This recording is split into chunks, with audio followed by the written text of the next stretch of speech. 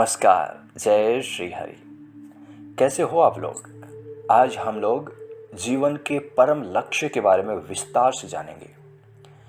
इस वीडियो में आप लोगों को पता चलेगा कि नंबर 1, जीवन का सच्चा लक्ष्य क्या होता है, उस परम लक्ष्य का अर्थ क्या है, वो परम लक्ष्य कितने प्रकार का होता है, उस परम लक्ष्य को प्राप्त करने का स्टैंडर्ड तरीका क्या है जो कि अत्यंत गूढ़ भी है, और नंबर 5, उस जीवन के परम लक्ष्य को प्राप्त करने का सबसे आसान उपाय क्या है। इस वीडियो को अंत तक जरूर देखना, वरना मरने के बाद बहुत पछताओगे। और ये वीडियो जिंदगी को बदल कर रख देने वाला है, जो कि भगवान की इच्छा और प्रेरणा से सब देवियों और सज्जनों की सहायता के लिए बनाया गया है। जय श्री हरि।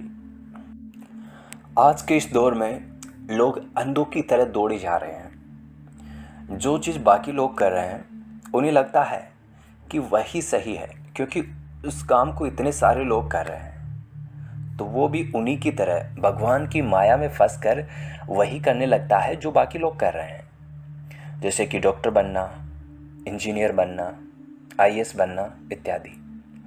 माना कि बचपन में मिले संस्कारों का असर इंसान पर बहुत पड़ता है। इसी कारण लोग बचपन से ही इंजीनियर, डॉक्टर, आईएएस इत्यादि की तैयारी में लग जाते हैं और अपना जीवन व्यर्थ ही बेकार के लक्ष्य में पड़कर नष्ट कर देते हैं। लेकिन भगवान ने आपको बुद्धि दी है, उससे आप तर्क वितर्क कर सकते हैं, अपना सच्चा भला बुरा आप सोच सकते हैं, आप डिसाइड कर सकते हैं कि आपका सच्चा हित किस में है। आप डॉक्टर इत्यादि बनने की चाह में अपना जीवन गंवाना चाहते हैं, या ये जानना चाहते हैं कि आपके जीवन का वास्तविक लक्ष्य क्या है। देखो, अगर आप अलग बनोगे, अलग सोचोगे और अलग करोगे तो ही आपको जो फल मिलेगा वो हटकर होगा, वो अलग होगा। वरना तो बाकी लोगों की तरह आप भी कीड़े मकोड़ों की तरह जीवोगे और मर जाओगे। मरने के बाद ये बिल्कुल भी मैटर नहीं करेगा कि आप डॉक्टर थे, इंजीनियर थे या आईएएस थे, ये बिल्कुल भी मैटर नहीं करेगा। और इन सब चीज़ों में पढ़कर आप अपने अनमोल इंसानी शरीर का फ़ायदा उठाने से चूक जाओगे। देखो, डॉक्टर बनना या इंजीनियर बनना बिल्कुल भी गलत नहीं है। गलत ये है कि आप डॉक्टर इत्यादि बनने को ही अपने जीवन का परम लक्ष्य समझ लो। और इसी महामूर्खता के कारण कुछ लोग जब वो डॉक्टर या इंजीनियर बनने में फेल हो जाते हैं तो वो सुसाइड कर लेते हैं, जबकि वास्तव में डॉक्टर या इंजीनियर बनना बिल्कुल भी ज़रूरी नहीं है। हमें जीवन में उतना ही धन पर्याप्त है जिससे कि हमारा गुजारा हो सके, बस। एक दोहा भी तो है कि साईं इतना दीजिए जामे कुटुंब समाए, मैं भी भूखा ना रहूं साधु ना भूखा जाए। जय श्री हरि। तो कुछ लोगों को तो हालांकि पता होगा कि जीवन का वास्तविक लक्ष्य क्या है, लेकिन बहुत सारे ऐसे बदनसीब लोग भी हैं जो कि हिंदू नहीं हैं या फिर भारत देश से बहुत दूर रहते हैं।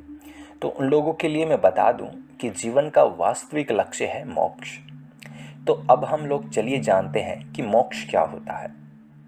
मोक्ष का सीधा सा अर्थ है मोक्षाक्ष, अर्थात जीवन में किसी भी वस्तु या प्राणी से किसी भी प्रकार की आसक्ति या मोह नहीं रहना।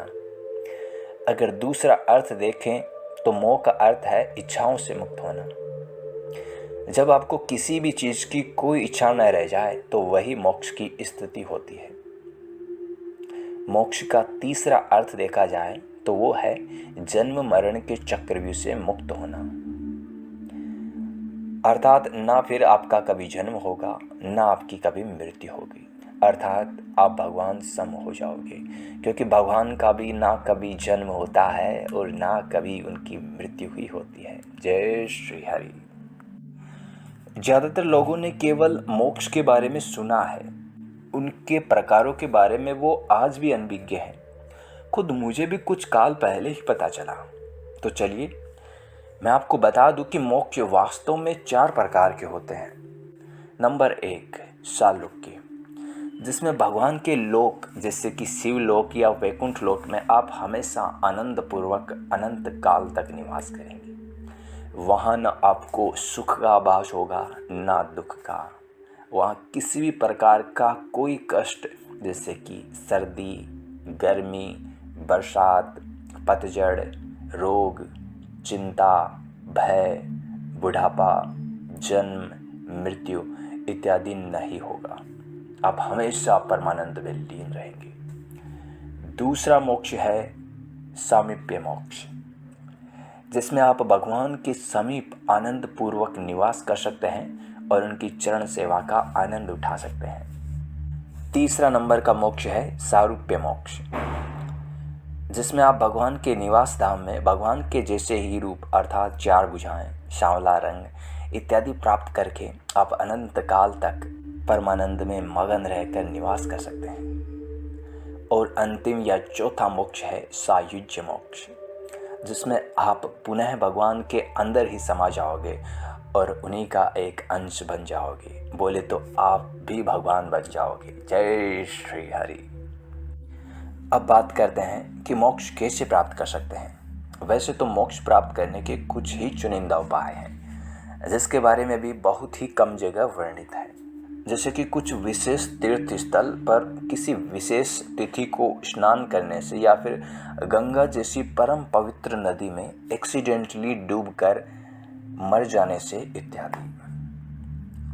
लेकिन जो उपाय ज़्यादा प्रसिद्ध है और जिसके बारे में खुद भगवान कृष्ण जी ने भी गीता में बताया था, वो मैं आपको संक्षिप्त में बताने वाला हूँ।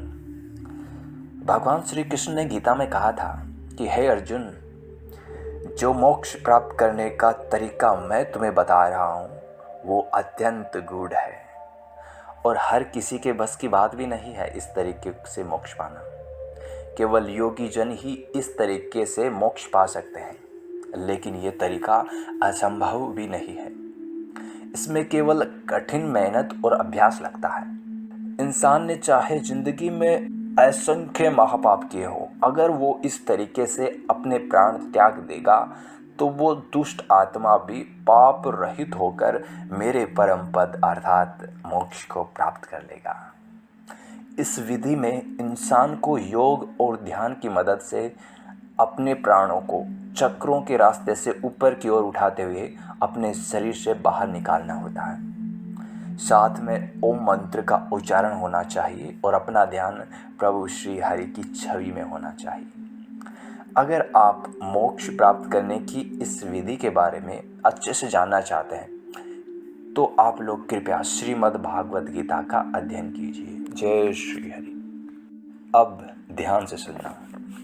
मोक्ष प्राप्त करने का जो सबसे आसान उपाय है और जिसके बारे में खुद भगवान शिव जी ने माता पार्वती जी को बताया था, बिल्कुल वही रास्ता मैं आप लोगों को बताने वाला हूँ। हो सकता है आप में से कुछ लोगों को ये रास्ता पहले से मालूम हो, लेकिन संसार में अभी भी बहुत सारे मूर्ख, अज्ञानी, दुष्ट और बदनसीब लोग हैं जिनको इस तरीके के बारे में कुछ भी नहीं पता है। इसलिए इस वीडियो को आप जरूर शेयर करना ताकि बाकियों का भी कल्याण हो सके। मत्स्य पुराण में भगवान शिव जी कहते हैं कि इस धरती पर एक बहुत ही अत्यंत गूढ़, पवित्र और रहस्यमय जगह है और जहाँ पर मैं हमेशा निवास करता हूँ। उस स्थान पर चाहे किसी भी प्राणी की किसी भी कारण से और किसी भी समय मृत्यु हो जाए, देवी, वो इंसान चाहे महा से भी महापापी ही क्यों ना हो, वो मृत्यु के पश्चात मेरे परम धाम में अनंत काल तक निवास करता है। अर्थात वो प्राणी मोक्ष को निश्चित ही प्राप्त कर लेता है। उस स्थान की महिमा का वर्णन करते हुए भगवान शिव शंकर माता पार्वती जी से आगे कहते हैं कि हे देवी, इस स्थान की इतनी ज़्यादा महिमा है कि अगर कोई इंसान अगर गलती से भी वहाँ आ जाए और अगर वो इंसान सच में अपना कल्याण चाहता है तो उसको चाहे अपने पैर ही क्यों ना काटना पड़े, लेकिन उसे उस स्थान से लौटकर वापस कभी भी नहीं जाना चाहिए। और उस परम पवित्र, अत्यंत गूढ़ शिव जी के प्रिय और उनके निवास स्थान तथा जो अत्यंत ही सहज में मोक्ष पद की प्राप्ति कराने वाला स्थान है, उसका नाम है अविमुक्त क्षेत्र, जिसे लोग वाराणसी, काशी और बनारस भी कहते हैं। वीडियो आपको कैसा लगा कमेंट करके जरूर बताइएगा। जय भोलेनाथ शिव शंकर की जय। जय श्री हरि। ऐसे ही आने वाले और रोचक तथा परम कल्याणकारी वीडियोस देखने के लिए सब्सक्राइब कीजिए हमारे YouTube चैनल एक हरि भक्त को अभी।